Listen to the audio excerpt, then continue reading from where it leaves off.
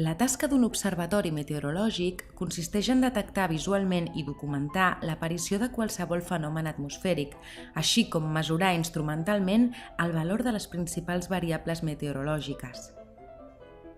Per a aquest objectiu, és vital la presència dels observadors i el funcionament dels aparells registradors de manera continuada durant les 24 hores del dia als 365 dies de l'any.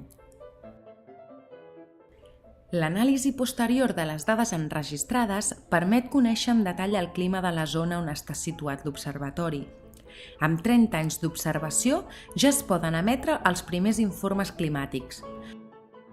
L'Observatori Fabra disposa actualment d'una sèrie climàtica que supera els 100 anys, iniciada al 1913 per l'Eduard Fontserè. Amb aquest arxiu de dades contribueix de manera destacada en l'estudi sobre el canvi climàtic global. L'observació visual directa es realitza de manera rutinària cada 6 hores. En cada lectura, l'observador pren nota de la presència o absència dels fenòmens meteorològics més comuns, com la nuvolositat, la precipitació i la visibilitat. Fora d'aquestes lectures puntuals, l'observador sempre està atent a l'aparició dels fenòmens menys habituals i efímers, com els arcs de Sant Martí, l'halo solar, els mars de núvols i les visibilitats excepcionals com aquesta de Mallorca. Els observadors meteorològics també prenen atenció a l'evolució estacional de plantes, animals i insectes. És el que es coneix com a fenologia. D'aquesta manera, queden anotades les dades de la floració, maduració de fruits i caiguda de fulles de diverses plantes de l'entorn de l'observatori.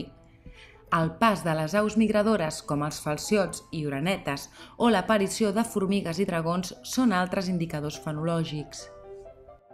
La mesura de les principals variables meteorològiques requereix l'ús d'instrumental precís i la seva correcta instal·lació segons una normativa internacional. La temperatura de l'aire es determina amb els termòmetres. Aquests sempre han de col·locar-se dins la gàbia meteorològica.